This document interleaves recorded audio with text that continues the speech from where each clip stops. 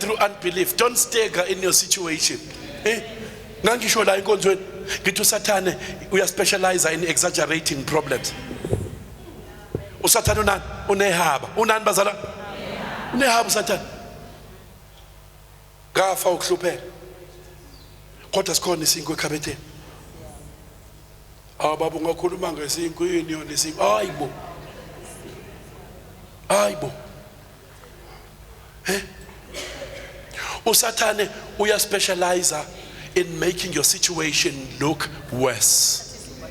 uSathane will always bantu abasha uSathane akutshela ukuthi nje kina kuve kuhlushekwa kweminye imizi kungcono. uSathane ke lo ugcina usuthanda imizi yabantu ungasathandi kini uSathane.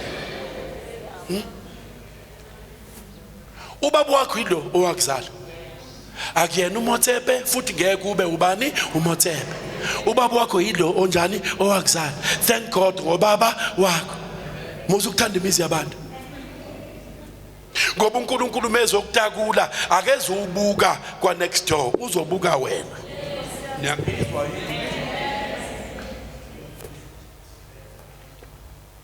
Lithi iBhayibheli lendoda awu sifundele entombi yami ngesizulu uverse 19. Engabanga buthakathaka ekholweni wabona umzimba wakhe obusufa.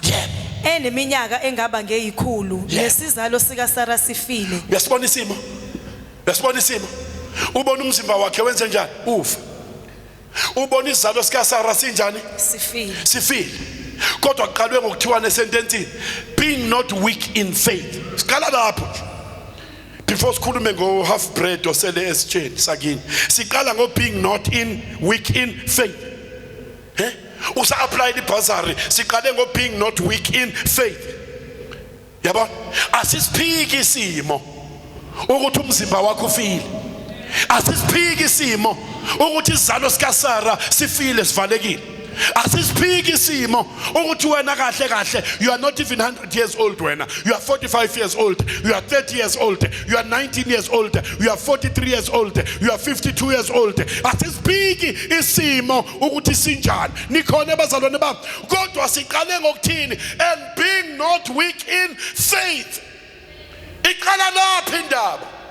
Kodwa ukuthi strong with faith akusho ukuthi uziba isimo no. To believe God is not to be in denial mode. We are not denialists tina bazalwane.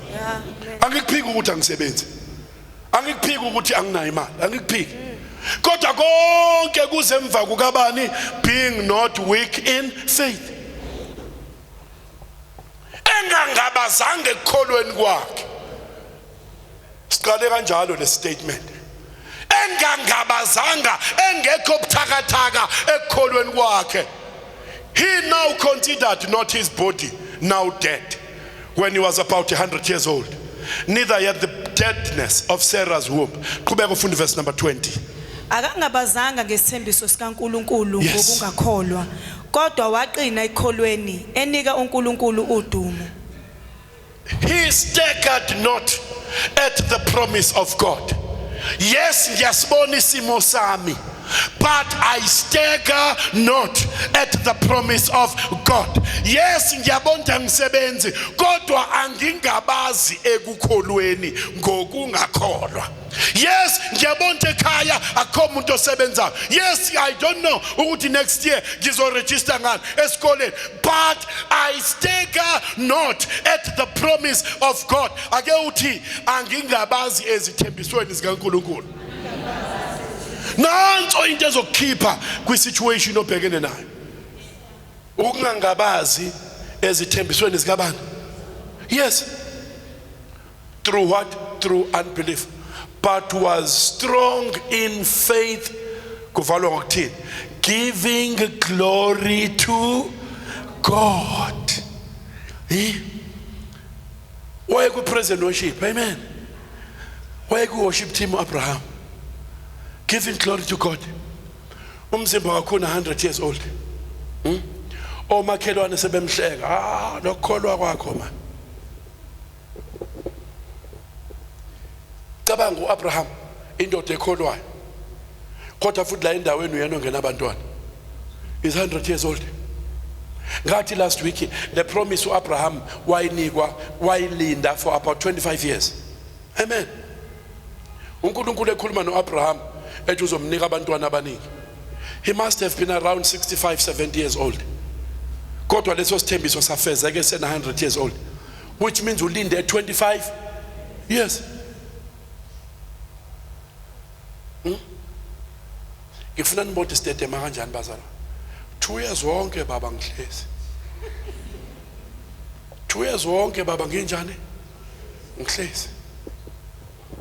Angisaboni kahle. Phelile 5 years manje baba.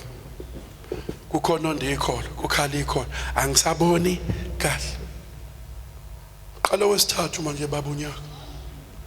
Lesimo sishintshe. Nali khehla 100 years old liyadumisa. Lilinde umntwana. Ucabanga ukuthi amakhehla seround naye elibuka nje kuphela. Ayelihleka. At 100 years sebethuma abazukulu phela abanye manje kini. Awu biza umzukulu wami lo number 6. Angele tuck shop. uAbraham akakabikho ngisho indodana. But amakhehla his age asethu more ban. Yes. Do you think it was nice? Sometimes masifundi iBhayibheli bazalwane, it's like we are reading a fairy tale. Sifundi inganekwane. No, these were lives. These were human beings. In real life lento yayenzeka. In real life indoda ina 100 years iyakholwa ayinabantwana. 100 years old. I think it was a joke. Komakhelwane. But he staggered not, verse 20. He staggered not at the promise of God. Akangabazanga ezithembisweni zikabani. Ngoba uNkulunkulu ufuna abantu abazoba njalo bazalwane bami. Nikhona bathandeka through unbelief, but was strong. Ithi makhelwane, be strong in faith. No matter what you are going through, be strong. Ithi kholwa musungabaza. No matter what you begin, hallelujah, but was strong in faith, giving glory. Giving glory. He was not complaining. Gilinda only 2 years. Kushintsha ukudla eplatini. Angiyiboni lento. Abraham was giving glory to God. Akazange ashintshe ilanguage. Ngoba ebona ithembiso zingafezeki. Nikhona bazalwane? Akazange ashintshe ilanguage. Ngoba uSathane will have you change your language. uSathane ufuna ushintshe into njani? Ngoba iBhayibheli lithe ucushiwe ngamazwi omlomo wakho. Ukufa nokuphila kusemandleni ani oli nabalithandayo ini ulimi abathanda ukukhuluma too much bazodla izithelo zalento abanjani abayikhulumayo. uSathane into afuna ukuyenza is for you to spew, sorry for my language, to spew unbelief. uSathane ufuna uthi self destruct through negative statements.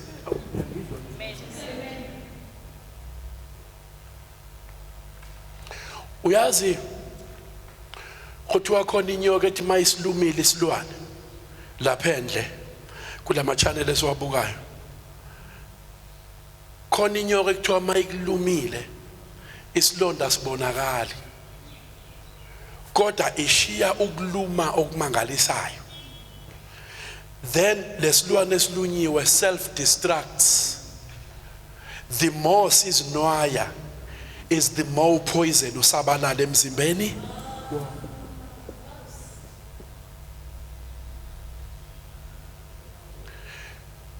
Le nyoka kuthiwa in a sharp nostrils, his sense of smell is very sharp.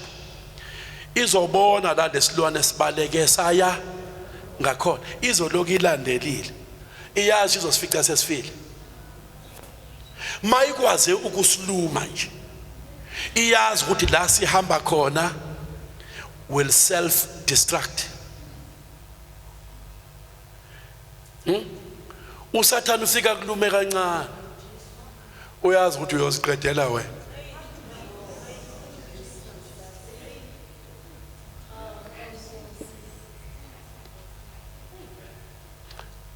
Ngake ngaxoxa ngalento, it's a comedy.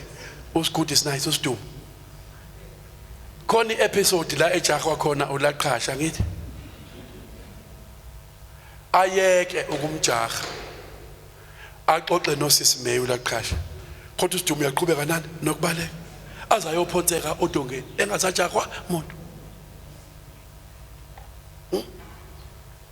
ama problems obhekana nawo in life uSathane usuke efuna ukushintsha your manner of speech ngoba once one negative you are spreading poison all around your environment. The environment is over toxic because of your negative speech. Abanye bethu baphila emhlabeni wokuhluleka abawudale bona ngemilomo abanye bethu bayipostpone bona ibreakthrough yabo. Wanqabu Abraham ukupostpone ibreakthrough. Yingaki ingxenye yokugcina ka verse 20, he was always giving glory to God. Some dreams get aborted by negative speech through our mouth. Kukhona amaphupho angaphumeleli alinyazwe ulimi. Niyangizwa? Uma sewulinda isikhathi eside ukuthi uNkulunkulu akwenzele into ethile, watch your tongue. During your waiting period, watch your mouth. The time between a promise and the fulfillment of the promise, how you speak matters. Ngoba fulfillment can be postponed by how you speak. Abanye uNkulunkulu ufika bathembisa izinto bese bekhuluma wrong bese ziyahlehla lezo zinto. Kodwa uAbraham wayibamba iprinciple yokwenza njani? Yokunika uNkulunkulu in udu. What do you do sekuprofetiwe phezukwakho kwathi uzoba rich? Between a prophecy nokuba rich wenzani? What do you do masekuthiwe wena sekuthiwe kuwena sibona ibreakthrough phezu kwempilo yakho, sibona ama degrees phezu kwempilo yakho, awukho umnyango ozovaleka phambi kwakho, kwakhulunywa izinto ezinkulu. What do you do? What do you speak with your mouth? Ukhuluma ngoba abaningi bethu la ekulindeni bayakhathala bagcina sebekhuluma izinto ezinegative. And the time, in fact, ila uSathane efuna ukukubeka khona ekutheni ukhuluma izinto ezinjani uzofaka impi emndenini ufuna wena ukhulume negative, afake ukungakhulumisani ekhaya ufuna wena ube negative, afake unikwe ama suspensions, unikwe emsebenzini ama warning, ufuna ushintshe indlela okhuluma ngayo, uzuqale manje ukhulume ngeproblem. Talk about where you are going to, not what you are going through.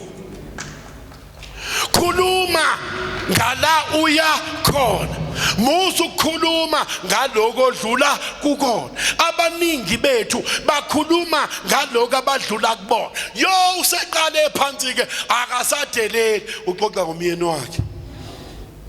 Ayusangene ke njengamanje angimazi mina menje ukuthi ungenwe yini uxoxa ngendoda yakhe. Hiyo lekuthiwa isangene. He's talking about what she's going through, not where she's going to. uSathane nikhona nibathandekayo. uSathane ufuna ukhulume ngezinto odlula kuzona, ungakhulumi ngala uyakhona. From today start talking about where you are going. Nikhona nibazalwane, don't tell us about what you are going through, tell us about where you are going. Nikhona bazalwane, asifuni ukuzwa ngama problems omyeni wakho, asifuni ukuzwa ngezinkinga zomshado wakho. Don't tell us what you are going through emshadweni, tell us where your marriage is going to. Sitshela ukuthi ubonani ngefuture ye relationship yakho. uSathane ufuna ukusikhipha busy ngezinto ezidlula kuzona. Uthi David noma ngihambe esigodini sekuthunzi lokufa, yet though I walk through the valley of the shadow of death, I fear not evil, for thou art with me. Angibosaba okubi ngoba wena Jehova unami. lento ukhuluma ngayo too much ngoba uyayisaba vele. And that's why your graveyard is gonna be in what you're busy talking about. Tell us where you are going to. Hey bazalwane bami, kade ngitadisha lana preparing, I came across a powerful statement ukuthi konke amadoda akaphila emhlabeni, only one man walked to his funeral, and his name was Moses.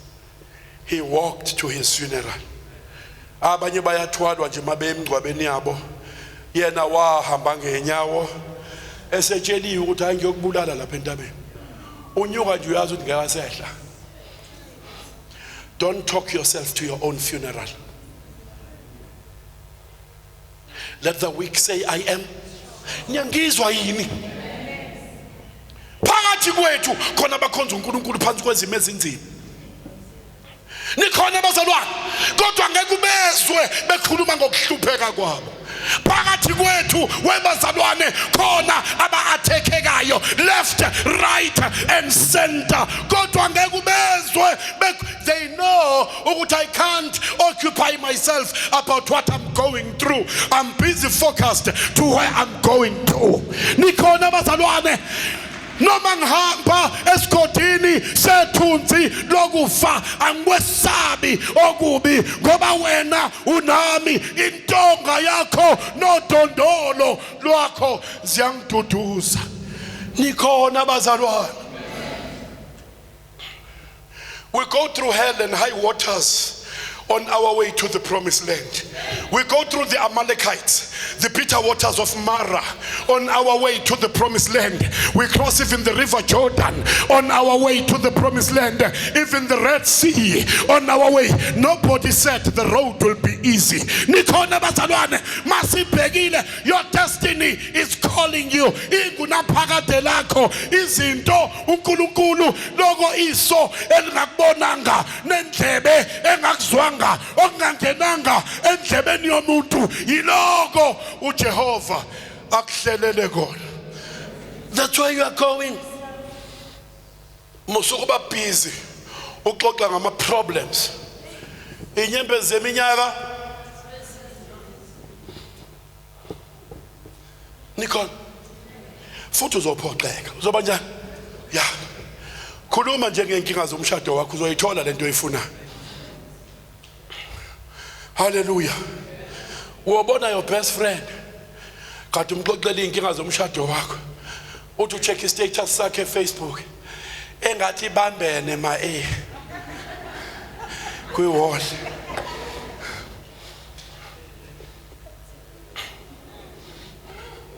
Engathi njani? Usiyofunda kwezakho ukuthi usho wena ngoba uhamba wenze njani? Hamba ukhuluma. Njengoba batshela ama problems akho nje kazi bakutshela nina wabo. Tubefikile.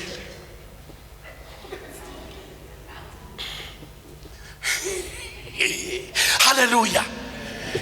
But was strong in faith, giving glory to God. Ngizothi namhlanje, no matter what you go through, but you trust God. Give God the glory. Nikhona bazalwane, angikhathali bathe odokotela uyagula emzimbeni. Don't waver. Don't waver, don't stagger at the Lord's promises through unbelief. Nikhona musukunyakaza ngenxa yokungakholwa. Ngisho ngathi umshado wakho ubheke phansi, ngisho ngathi ibhizinisi yakho ibheke phansi, ngisho ngathi imali zakho sibheke phansi. Nanku umbuzo, utheni uJehova ngempilo yakho? uJesu uthini? Aswelele kubukhona. Yeah. Ubani lo Matthew chapter 8 angithi qala phakathi verse 23, 21, 22, 23 uthi kubafundi bakhe aswelele kubukhona. Ngaphesheya komfuni bonke ngaphesheya akusho ngaphesheya kwani. Amen. Bonke bangena emkhunjini angithi mabengena emkhunjini kuvuka inona endleleni. Litheni kodwa igama khulumani. Litheni igama. Lithe asiyofa esivunguvungweni. Khulumani nami bazalwane. Utheni uJesu? Aswelele kubukhona. Ingaphesheya la emanzini. Ochaza ukuthi lesivunguvungu sizongibulala. Yonke into uJesu angasho ngolutho ngayo ingoba ibalulekile. Uma uNkulunkulu ebiza uMoses uthi ngikuzwile nokuzwa ukukhala kwabantwana bami ngenxa yesandla sesibacindezelayo sika Faro, ngehlile ukuzobakhulula, ngizobanika izwe elichichimayo, ubisi nezinyosi. Ukhulume ngeKhanani ngithi, ukhulumile ngeJordan, ukhulumile ngeRed Sea, ukhulumile ngamanzi ababayo aseMara, ukhulumile ngama-Amaleki endleleni, ukhulume ngani? Ngesiphetho esiqalweni. Wangasho lutho ngeenkinga ozodlula, yingoba inkinga zibalulekile. Okubalulekile la ethe niya khona. Bathi nabafunda wemasafa uke wayishe yokufa bazalwane. Uthi asenze njani? Manje yokufa iqhamuka ihaba lika Satan. Uzohleka labaya abantu kanti nawe awema ngafa. uNkulunkulu kodwa uthe unamacebo amahle ngempilo yakho. Wathi asikho isikhalo esilolele wena siyophumelela. Wathi ukathi la uzodwa isilita athi isho I won't die, ngeke ngife, ngiyophila. Yep. Ake uthi ngiyophila kuze kube icebo likaNkulunkulu liyafezeka ngempilo yami. Ithi ngeke ngife eli isho.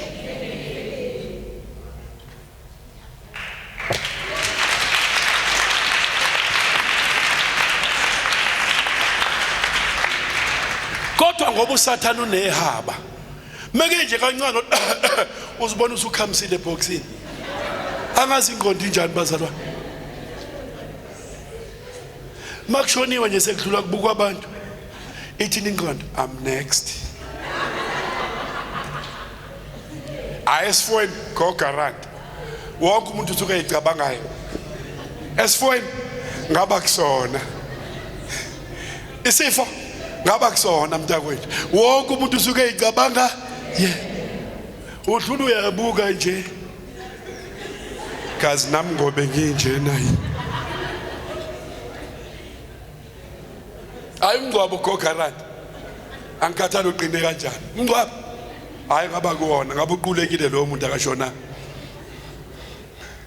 Uzicabanga ya angiphathi mabuya kudokotela wathi wa HIV positive, uzibona ngamehlo engqondo usukhamisile kukhona eboxini. Ngakhuluma la last week ngo-Elijah ihaba lika Satan, ukuthi uSathane uyaspecialize in exaggerating our problems. U-Elijah uJahoba uJezebel nenkosi uAhab ngithi bajahe u-Elijah eqeda ukuperform imiracle wadiliza umlilo ezulwini. Wathi akubula abaprofeti bakaBhali. Uyabale next big incident eyenzeka ku-Elijah is to run away. Eqeda ukudiliza umlilo uyabaleka. It's amazing how our faith fluctuates. It's amazing how our faith fluctuates. Uqeda ukuperform imiracle. Hallelujah. I'm sure kwakuseza inqwaba yabantu bezocela babeke izandla akasekho ucashile entabeni. Tawu inceke kaNkulunkulu awusipho loluqobo. Uqeda ukudiliza umlilo. Hallelujah. Qala ngisho ibandla Fire Ministries. Amen bathandekayo. Kwakuseza abantu bezocela ukuthi ababeke inyoni. Okay kusenjani? Sebalekile. uJehova uyamlandela umfice entabeni ufunani la phansi kwesihlahla sonwele uqashile. Uthi awuNkosi, uthi hayibo uJezebeli ubulele nokubulala bonke abaprofeti bakho, kusele mina ngedwa ngiqashile la. Ithi ngilosi unamanga man, keep quiet. Utshela ubathi usele wedwa. Inqwaba bazalwane lapha ezansi man. Ubugwala bakho bukulethela ayisho njalo sekuya-eda bazalwane. Ubugwala bakho bukulethela bazalwane. Sometimes we behave like Elijah. 1 minute we are in fire for God. Hallelujah. We pray, we speak in tongues. Next minute we are down on our belly. human nature. Nikhona bazalwane, sometimes senza njengo Elijah. 1 minute sikhotha ama verses asikho isikali esilolelwe mina ngisho ulimi olungivukelayo lothotshiswa ngangimncane manje sengimdala angizange ngibone olungileyo kaJehova eshoda ngokudla eshiywa uNkulunkulu. We quote all the verses. Masikuvakashela sengathi akuwena lo kaTunjani uthandaza. We go through that bazalwane. We are human. Ingakho we need the Spirit of God. Sidinga umoya kaNkulunkulu. uElijah kusecashile ke lapha entabeni. Ethi ngilosi awuvuke man. Vuka. Awuvuka udle man ngoba iseyindi indlela ngakaqedi ngawe man. It's not over with me. Ethi ngilosi baningi abazalwane obashiye lapha ezansi wabaleka wazohlala la ehlathini. Vuka udle ngoba iseyindi indlela. Uthi uNkulunkulu is not over with you. Angakaqedi ngawe. Leyo fear is just for a moment. Noma ngabe sikhothi sethunzi. Yet though I walk through the valley of the shadow, we are the valley of the shadow of death. It's not death but the shadow of death. Akusikukufa yithunzi lokufa. Nikhona abazalwane laba makuvela isivunguvungu yithunzi lokufa. Bathi awe ma safa babedlula ethunzini bona babona ukufa. Ngoba ifiye injalo. You don't analyze your problem properly. Mawunokwesaba. Mawubhekene ne-challenge akuqale kudlule inyona ukwesaba bese uya-analyze.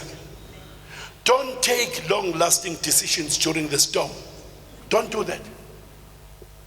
Kufana nomuntu ofuna ukudivorce ngoba umshado wakhe ubhekene nenkinga. Ukuze sibone ukuthi divorce serious. Divorce akumnandi nje. Sibotha usamfuni ngembe khona uyabona divorce akunjani. That's why even when you go to the divorce court to file for divorce, they don't issue you ilokhuzani your petty into oyicelayo. No, baqale basuggest inyoni separation bafuna for you to cool down. Inkantolo yegebengu kuphela cha ngiyamdivorce bese bethi mina ama form qolisa. No, awenzi kanjani. Baqale bakunika ama counselors. Step number 1, separation. Ngoba bayazi ukuthi abanye bethu ama emotions akuthathisa wrong decisions. Yenze njalo enye intombi yahlukana nomunye brother bethembisene umshado. Siyabizwa ke lana ke. Oh, lo brother ovela wayiqhubekela nempilo wakhonza uJehova wabona enye intombi, yabona?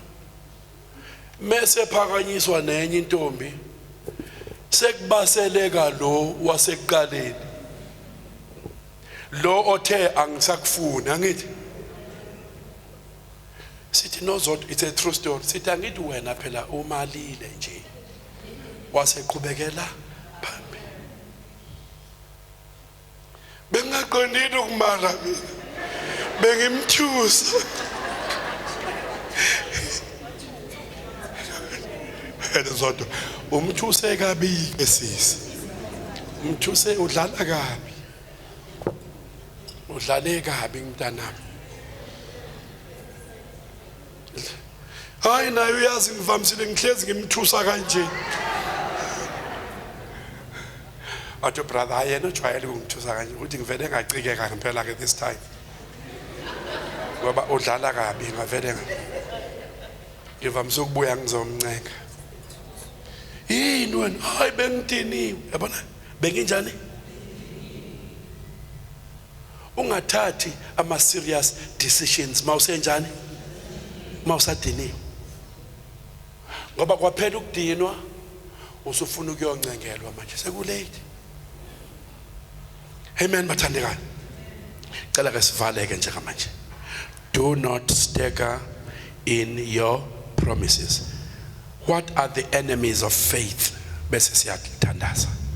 Fear. Isitha sokuqala sokukholwa yini? Fear, ukwesaba. Enemies of faith, kulaba ababhalayo. Enemies of faith, fear. Mark chapter 4. Awu madoda. Marko chapter 4. Ngifuna sibheke la soliqala kahle leli verse. La soliqala kahle khona kodwa ngithanda uverse number 40. Ngifuna ukubheka la sizoliqala khona kahle leli verse. Enemy number 1 isitha sokuqala sokukholwa yini yona? Ukwesaba. Ukwesaba. Gada ini yona? Gada ukwesaba. Thank you Jesus.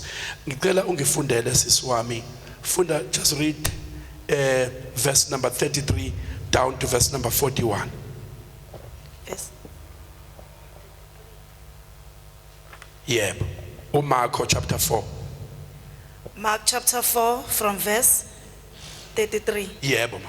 Walikhuluma izwi kubo ngemifanekiso eminingi enjalo njengamandla abo okuzwa. Kodwa ngaphandle komfanekiso kakhulumanga kubo. Kepha sebebodwa wabachasisela abafundi bakhe konke. Ngalolo suku sekuhlule wathi kubo asiwele siye ngaphesheya. Base bembukisa isixuku bahamba naye njengaloko ebesemkhunjini. Kwakukhona neminye imikhumbi ihambisana naye. Kwase kuvuka isivunguvungu esikhulu somoya, amaza aphonseka phakathi emkhunjini. Umkhumbi waze waqala ukugcwala. Kepha yena wayengasemuva emkhunjini elele esicamelweni. Bamvusa bathi kuye, "Mfundisi, awunaki nakuba sibhubha na?" Wayesevuka wakhuza umoya, wathi kulo ulwandle, "Thula uthi du." Kwanqamuka umoya, kwabakhona ukuthula okukhulu. Wathi kubo, "Yini ukuba nesabe kangaka na? Yini ukuba ningabi nakukholwa na?" Besaba ngokwesaba okukhulu bathi komunye, "Kanti lo ungubani lokhu nomoya nolwandle kuyamlalela?" Now it's amazing to verse number 40 is asking two diametrically opposed questions in the same sentence. Ubuza imibuzo ephethe izinto eziphikisanayo. Yini nesabe kangaka na? Yini ningabi nakukholwa na? Nikhona bazona ba? Ngoba isitha sokuqala sokukholwa yini? Ukwesaba. Bazalwane, we can do a Bible study about igama elithi ukwesaba through the pages of the Bible. Amen bathandekayo. Njalo uNkulunkulu mefuna ukusebenza empilweni yomuntu, into yokuqala uNkulunkulu akade efika iaddress yini yona? Ukwesaba. Hallelujah. Joshua chapter 1 verse 6, 7 and 8 sekushone uMoses. Uthini uJoshua kulama verse amathathu? uNkulunkulu kuJoshua kulama verse amathathu uphinda 3 times, ungesabi. Qina ume isibindi. Ungesabi. Ngizokuba nawe. Amen bathandekayo. Fear not. Ungesabi. Nikhona bathandekayo. Every time uma uNkulunkulu ezoqala a long journey with you, into yokuqala afika iaddress yini? Ukwesaba. Nikhona bazalwane bami. Uma uMaria ezotshelwa ukuthi uzokhulelwa zala indodana ayiqamba igama ukuthi nguJesu, into yokuqala ingilosi uGabriel eyayiaddressa kuMaria, ungesabi Maria. Nikhona bathandekayo. Njalo uma uNkulunkulu ezosebenza empilweni yakho, into yokuqala ayiaddressayo ngoba ingaphazamisa wena entweni yena afuna ukuyenza kuwena. Hayi ukuthi izophazamisa yena, no. Izophazamisa wena in receiving. Yingakho uNkulunkulu mezokushaya ngebreakthrough, ezokuvisita, ezokuvakashela, into yokuqala stabilize your life ngokuthi asuse ukwesaba, ngoba fear destabilizes us. Ukwesaba kuyasinyakazisa. Nikhona bazalwane bami. Manje uNkulunkulu mefuna ukusebenza mawami emndenini wakho, efuna ukusebenza mawami emshadweni wakho, efuna ukusebenza mawami kubantwana bakho, into yokuqala uzokwenza wena ube strong. Yini azoyisebenzisa ukwenza ube strong? Uzokhipha ukwesaba. Nikhona bathandekayo. Why? Because fear destabilizes us. Fear yenza singa receive izinto uNkulunkulu afuna ukuthi size receive. Same story bengifakaza ngaso, ngishumayela ngaso, iso lesisifundayo. uJesu uthi asiwelele ngaphesheya komfula. Kodwa manje behlelwa yini yona? ngenxa yokwesaba sebekhohlwa into uJesu ayikhulume kubona. Once wesaba ukhohlwa into uNkulunkulu ayikhulume kuwena. Nikhona bazalwane. Once wesaba ukhohlwa izinto uNkulunkulu azikhulume kuwena. That is why njalo uNkulunkulu mezokhuluma kuwena uqala ngokuaddress indaba yefiye kuwena. Ngoba ifiye izokwenza ukhohlwa. Amen. That is the first enemy of faith. The second enemy is unbelief. Ukungakholwa. Amen. Ukungakholwa. Let's look at Mark chapter 6. Mark chapter 6, from verse 1 down to verse number 5. Jesus left there and went to his hometown. Mark chapter 6, unbelief. Jesus left there and went to his hometown, accompanied by his disciples. When the Sabbath came, he began to teach in the synagogue, and many who heard him were amazed. Where did this man get these things? They asked. What's this wisdom that has been given to him, that he even does miracles? Isn't this the carpenter? Isn't this Mary's son and the brother of James, Joseph, Judas, and Simon? Aren't his sisters here with us? And they took offense at him. Jesus said to them, only in his hometown, amongst his relatives, and in his own house is a prophet without honor. He could not do any miracle there except lay his hands on a few sick people and he healed them. Unbelief, ukungakholwa kwenzani kusixabanisa noma ngithi nje kuyisitha sokukholwa. Unbelief. Mark chapter 6 verse 1 down to verse number 5. Can we move faster bazalwane bami? Isikhathi sami is almost up. Amen. Khona wamuka lapho waya ezweni lakubo, abafundi bakhe bamlandela. Sekufikile isabatha waqala ukufundisa esinagogeni. Abaningi abamzwayo bamangala bathi, lo ukuthathaphi lokhu na? Ukuhlakanipha kuni akunikiwe lona na? Nemisebenzi yamandla enje yenziwe ngezandla zakhe na? Lo akusiye umbazi indodana kaMaria nomfowabo kaJakobe noJose noJuda noSimoni na? Nabodade wabo abakho yini lapha kithi na? Base bekhubeka ngaye.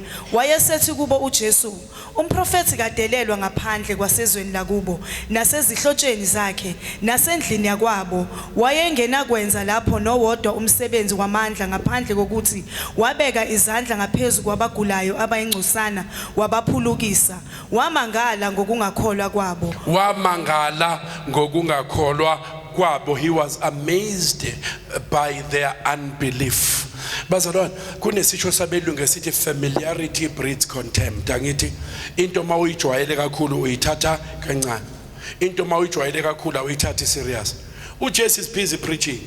Bambalela abafowabo. Hey, sikhule naye lona lana ma. Yebo. Nampo Jacob. Nampo banibani abafowabo. Nampo dadewabo sihlezi nabo la. Yebo. Yebo. Ngoba bayamazi isazi ubaba wakhe lo mfana amanoma wakhe. Hleze edlula la uJoseph ethwele amabhenji. Amen. Dayisa ngamabhenji wakama khabethe nama wardrobe. Isn't this the carpenter's son? Akuyona indodana yombazi le. Yebo. Babe familiar with Christ. Into mawuyijwayele awihloniphi.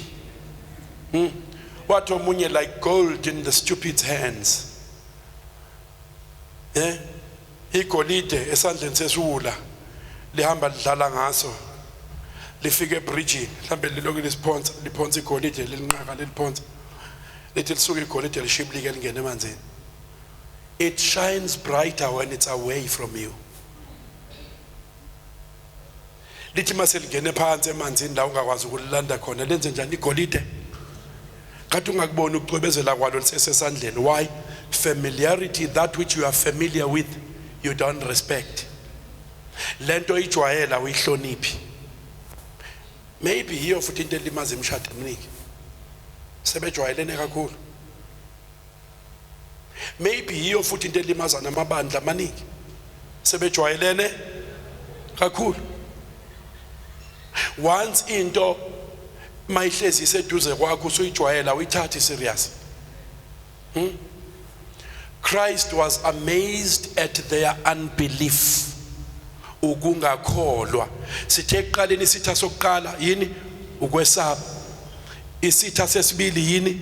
Ukungakholwa. Let's look at the third one. The third enemy of faith, disobedience, ungalaleli. Hallelujah. The fourth one, unforgiveness, ungathetheleli. Hallelujah. Disobedience, ungalaleli. Unforgiveness. Bazalwane, masizophila ngokukholwa, njengoba lithi iBhayibheli olungileyo uzophila ngokukholwa. Akuyena wonke umuntu, akusiye nombani ophila ngokukholwa, olungileyo. Ngamanye amagama kufanele ngibe umuntu ophila kwi-forgiveness, kufanele ngithethelele. Bazalwane, i-faith nokungathetheleli akuhlala enhlizweni eyodwa. Ukukholwa nokungathetheleli akuhlali enhlizweni. Yep.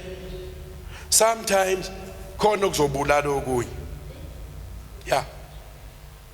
Sengike ngababona mina abantu behluleka ukuhamba endleleni yevangeli ngenxa yokungathetheleli. Abanye ama family squabbles, waxabana nosisi, waxabana noma wakhe, waxabana, you know. Amen. And kunezinto ezipainful ezenzeka kuma families ethu. Abanye zibahlubule, zibakhiphe ngempela ekukholweni.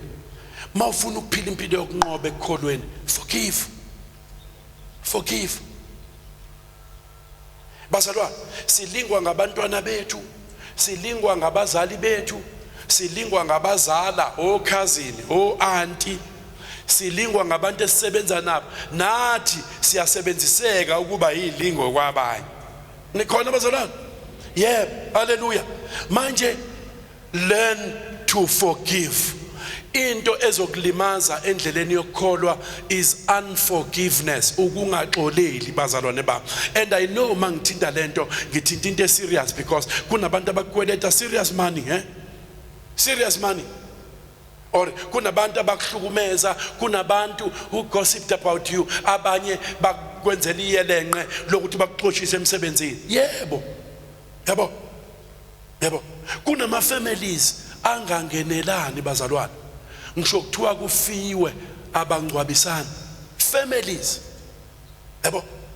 Lezo zinto ziyakulimaza ukukholwa. Mawufuna ukuphila impilo yokukholwa enempumelelo, forgive. Enze njani? Thethelela, usithethelele abanamacala kithi njengoba nathi sibathethelela abanamacala kithi. Amen bathandekayo.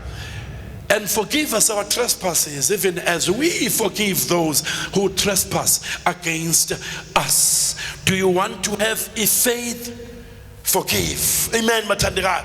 Learn to forgive. Bazalwane, you don't wait until you feel like forgiving to forgive. Forgive even before you don't feel like forgiving. Thethelela noma ungazizwa ukuthi thethelela. Nikhona bazalwane? But mfundisi ngithethelele kanjani ngingazweli? Akudingi ukuthi uzwele. Akudingi ukuthi uzwele. Bazalwane, zingaki izinto ozenzayo ungazweli ukuthi zenze. Njengokuvuka ekseni uye emsebenzini, kusazovuka ekseni, kodwa uzobe ungazweli. Uvuka ngoba kumele wenze njani? Uvuke.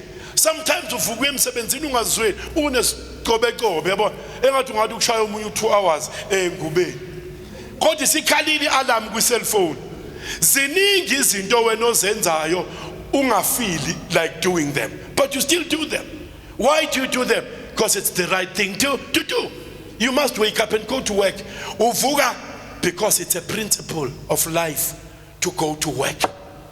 Nokuthethelela iprinciple yomzalwane. Akumele omunye yathi mfundisi angakazweli ngizomxolela baba mase ngiright okwamanje ngisadinwe kakhulu. Hayibo. Amen. Now, awulindi ukuthi ube right ukuze uxolele. Uxolele ukuze ube right. Ngicela ukuphinda. Awubi right ukuze uxolele. Uxolele ukuze ube yeah. Mawuthi hayi baba ngifuna ukuba right ukuze ngimxolele sengizwa. Yabo baba sengizwela nami baba uyayibona into engisho. Cha ngiyibona. Hallelujah. Mawuthi ufuna ukuxolela ngoba usu right, ufana nomuntu othi hayi ngizombona udokotela mase ngira njengoba ngisagula baba ngizombona sengi right. No, it doesn't work like that. You forgive to be okay. You don't start off by being okay in order to forgive. Nikhona bazalwane ba? So uxolela, and what if mfundisi ngisene pain enhlizweni ngixolele? Yeah. Ngoba there are two laws operating in our lives. The law of life and the law of death. Maungathetheleli, the law of death is activated upon your life. Nikhona bazalwane ba. Mawuxolela, you are deactivating the law of death. Umthetho wokufa uyasebenza uma ungaxoleli. Uyasebenza phezulu kwempilo yakho noma umzalwane. Yabo. The law of life and death. Amen bathandekayo. Once waxolela, you are deactivating the law of death, activating the law of life upon your life. Manje bazalwane bami, ukukholwa nokungaxoleli akuhlali enhlizweni eyodwa. Mawufuna ukuphila impilo right yokukholwa, khipha ukungaxoleli. In other words, xolela. Amen. So ke ngithe 1 ama enemies of faith. 22:11. 1, ama enemies of faith, ifear, angithi. 2, the unbelief. 3, the unforgiveness, ne disobedience. Amen bathandekayo. Bese kuzoba ukushoda ngolwazi, I lack of knowledge. Nyamazo Hosea chapter 4 verse number 6. Uthi, and my people are destroyed because of the lack of knowledge. Hallelujah. Ignorance is the enemy of faith. Ukungazi.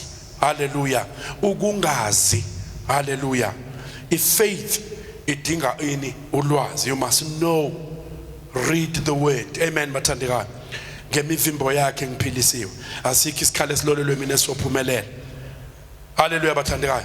Baya kuba inkulungwane ngakwesokunene sami naba inkulungwane ngakwesokhohlo. Kepha ububa buyokusondela etendeni lami. Amen bathandekayo. uNkulunkulu nemicabango emihle ngami, imicabango yokungiphumelelisa. Ngangimncane manje sengimdala, angizange ngimbone olungileyo kaJehova ehlupheka nabantwana bakhe beshoda ngani ngokudla. Yini le ulwazi. Nikhona bathandekayo, ulwazi. Collect, accumulate as much information, as much knowledge.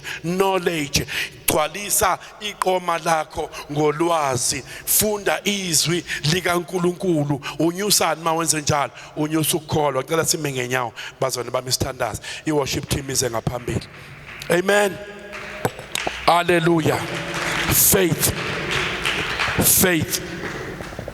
Ngithi kholwa my brother. Lesimo bhekene naso sodlula. Kholwa ukuthi uNkulunkulu nawe esimweni. Ungena nawe esimweni. Hallelujah. Kholwa. Ufuna breakthrough empilweni yakho, have faith for the miracle. Have faith in God. Uyagula emzimbeni, odokotela bakunike a few months to live, bathamba olungisa insurance. Yenza umasingcwabisana be up to date. Amen. Call. Hallelujah. Call. Yenza njani? Call. Iba njengo Abraham. He staggered not in God's promises. Akangabazange ethembisweni sikabani. Isiphi isimo obhekene nasemzini wakho, emsebenzini? Call. uNkulunkulu uzokukhipha kuleso simo. Nikhona nibazalwane. Futhi noma ngihambe esigodini sethu zilokufa unami, angikwesaba ukubi ngoba wena Nkosi unjani? Unami. Yes. Omunye umbhalo bazalwane. Ngiye ngubona emzini yabazalwane. A nice drawing yomuntu ohamba ngasolwandle, yabona? Hamba esihlabathini solwandle. Kunama footprints. Inyawo zomuntu. Bese kuba nombhalo ngathi abantu ababili bexoxa. Ukuthi hey Lord, when I go through the water, when I go through the fire, you are always with me. Mangisebenzimeni. But khona into engixakayo. Uyabona? Sometimes mangidlule ebunzimeni, I only see one set of footprints. When uyangishiya mase ngise enkingeni. Sometimes ubuye ungishiye mase ngise enkingeni. What's going on with you? Ngoba uthe ngeke ungishiye wathi ngeke ungidele. Bese yaphendula omunye athi hayi. The reason why you see only one set of footprints, it's not your footprints, it's my footprints. Ngoba mina ngisuke sengikuthwele. Lezi inyawo ibona phansi akuzona ezakho, ezami. Ngoba wena ngisuke senginjani? Sengikuthwele.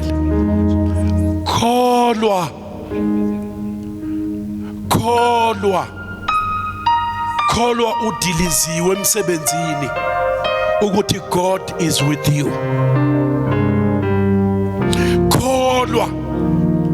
Kholwa bethe odokotela uyagula.